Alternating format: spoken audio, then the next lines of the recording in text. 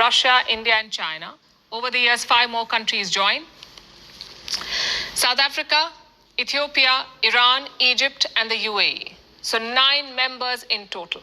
The BRICS is often seen as an alternative to the G7, a sort of rival to the Western order, and Donald Trump doesn't like that. He's targeting a cornerstone of the BRICS agenda, de-dollarization. The idea is to reduce trade in US dollars and instead use local currencies. That is de-dollarization. Local currencies like the Indian rupee or the Russian ruble or the Chinese yuan.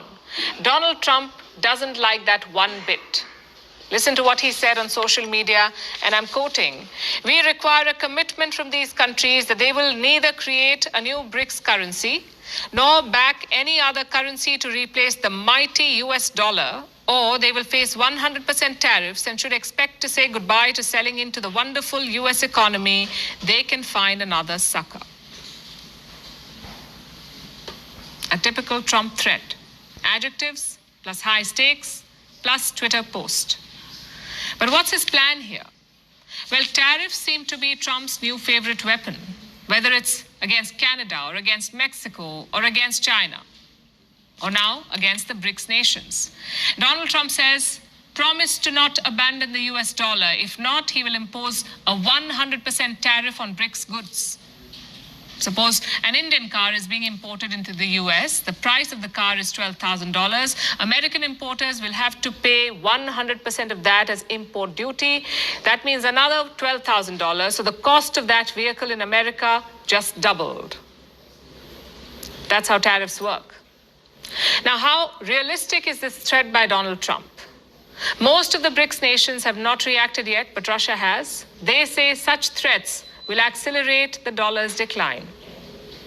If the United States use force, as they say, economic influence of some kind, to make other countries use the dollar, it will probably further strengthen the tendencies to use national currencies.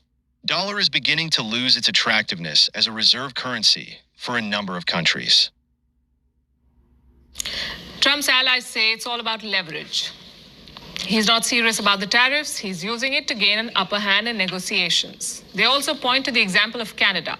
Last month, Trump threatened Canada with 25% tariffs. And what did Prime Minister Justin Trudeau do? He flew down to Florida and dined with Donald Trump. So his supporters say it's a winning strategy. Just 2 problems, though. 1, BRICS is not Canada. BRICS makes up 40% of the global population, more than 37% of the global GDP, and 23% of global trade. And their leaders are not like Justin Trudeau either. They don't respond well to threats, which brings us to the second problem. Trump's tariff logic is flawed. He seems to think that tariffs will not hurt American consumers. They will only hurt the exporting nations. Listen to his remarks on the campaign trail. Tariff nation, it's not going to be a cost to you, it's going to be a cost to another country. I'm not raising your taxes, I'm raising China and all of these countries in Asia and all over the world, including the European Union, by the way, which is one of the most egregious. Yes, tariffs will hurt exporting nations, but they will also hurt American consumers because they will have to pay more for the same goods, which is why this 100% threat is all bluster. It's a very unlikely approach. Having said that, expect roadblocks to de-dollarization. Donald Trump will make it a lot harder than Joe Biden. So how can BRICS nations respond? For starters, there is no unity on this issue. Russia and China are aggressively pushing for de-dollarization. The other members are not. Like India. New Delhi's goal is to globalize the Indian rupee. It does not want to target the US dollar, and Foreign Minister S. Jaishankar has made that pretty clear. We have never actively targeted the dollar. That's not... Shalom. First and foremost, I would like to give all praises to Yahweh Ba'ashem Yahushai, Ba'ashem Kakodash, double honors unto the elders, the apostles, a great millstone. Salute to you, I keep pushing this words in sincerity and truth. This is your brother Yasad back at you with a quick lesson, willing to edifying, and this one here is just, to show you the Cold War. and the attack on the inside, between Babylon the Great and these other allied countries, because she mentioned, the percentage of GDP and the profits these nations, and BRICS continue to expand and gain members, you know, um, the the rift and what is going out, whereby Trump is saying, he gonna come up with his his decrees, and a certain tariffs to affect trade. So it is being sent as a threat, so they would be afraid, because they don't want to lose, you know, having a connection and with their merchandise for the whole, right? But these nations, hey, the Lord is putting a spirit upon these nations because they know, hey, they are enemies, right? The Lord is setting up, you know, they to be an adversary on all sides, right? And that is why a lot of these nations, you know, they're gonna they're gonna be seeing and realizing that Babylon the Great cares only about itself, because that is really their goal. They wanna build back better, but you know, um, the Lord has set that place for judgment. That's why these nations is actually turning away. You know, they wanna they cutting using the US dollar, but in Trump's eyes, there is less profits for them. So that is gonna be a problem. But yeah, and also, hey, and we know to the spirit that more nations is gonna join the BRICS, because, look, for instance, anything that the great horse see and she is displeased, she would set sanctions, and she would, because they are the greatest, you know uh um treaty breakers. Even Putin mentioned that they break their sanctions. They will keep their covenants. So that is why, out of his own, you know that is why he mentioned the European nations, which is allied with them. But what, you know I'll bring this precept here with Isaiah 1 and 7. All the men of thy confederacy have brought thee to the border. Right? Because these nations, as the scriptures say, and they're going and hate the whole. Because we know Donald Trump, he wouldn't want to let certain things slide just so. And we know ultimately is Yahweh Hashem Yahushai that setting up that Cold War, and more if just adding stubble to the fire, right? Adding stubble to the fire, because in their eyes they want all nations on board, under their orders, to make Babylon great again, and the dollar and the trades for these nations is crucial, you know is very, very crucial into making America much greater, true. That is why the scriptures say they have gotten the riches through, built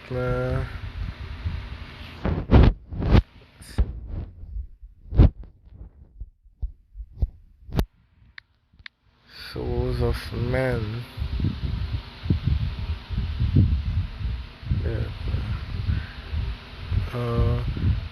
Revelation 18, right? And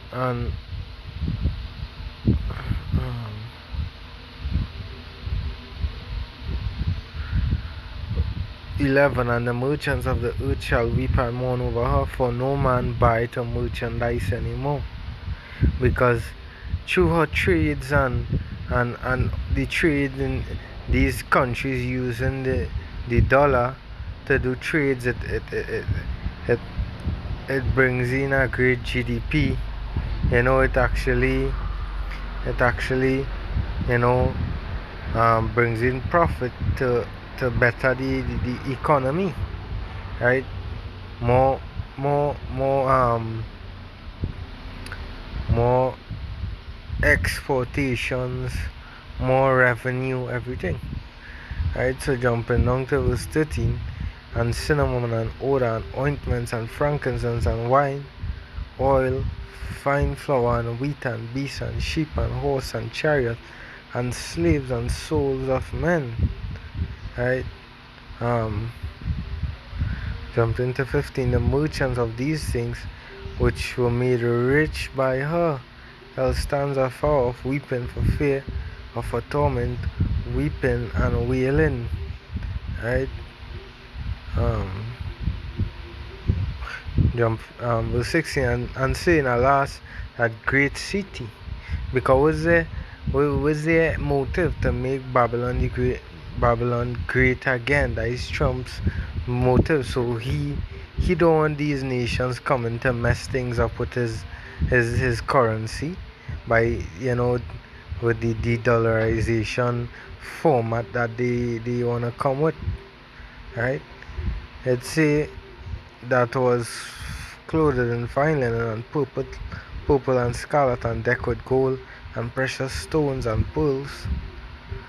For in 1 hour so great riches is come to naught, and every shipmaster and all the company in ships and sailors, and many as trade by sea stood afar off, and cried when they saw the smoke of a burning, saying, what city is like unto this great city? You know what? I mean, this prophecy is fast forwarded, but you know, after the destruction of Babylon the Great. But the point where I'm getting at is because of our tradings and whatsoever, that is what making her great, right? So these nations here, you know, that is why he had to send that shut out, you know, for everybody to fall back in line. But we know the Lord is stirring up these nations against Babylon. It's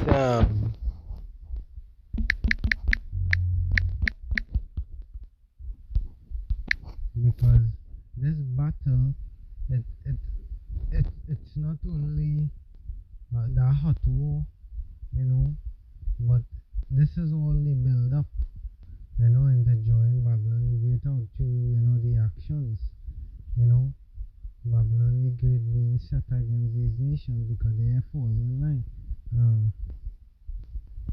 Let's see in Jeremiah.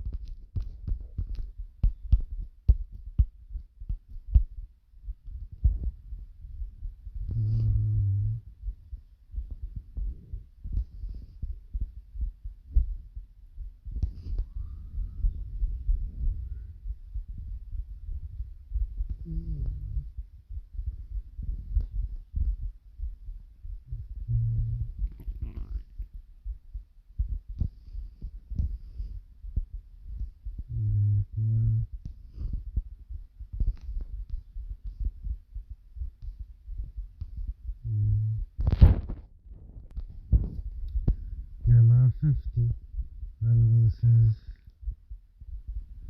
38 says, behold, I am against thee, thou most proud. Right?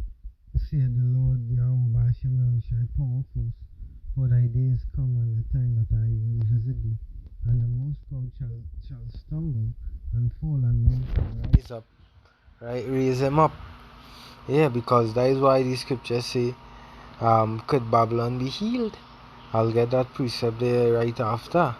Right? Because right now, you know, nothing is, you know, although Trump is being elected and Elon Musk, you know, because his department of something efficiency, you know, department, all of this is not gonna be able to bring back and save Babylon from the destruction. It's saying the most proud shall stumble. This is all a part of the stumbling, you know, that financial, you know, crisis, that financial attack, with they not using the dollar, so not much revenue bringing in, so Babylon, going more and more crumbling and fall, and none shall raise him up, and I will kindle a fire in his cities. So Trump and none of these men placed in governing positions could stop the fall of Babylon, and it shall devour all. It said, and I will kindle a fire in his cities, and it shall devour all around him. And this here is the kindling of the fire, because it, the war will just start immediately. Right now, the place is being made. Look for instance, with Israel, Russia sending out threat and saying that, because he know that is America aiding is the Israelis and them, in war with um fundings and nuke, missiles and arms, right? So things are actually stirring up there as well, so everything is coming together, right? I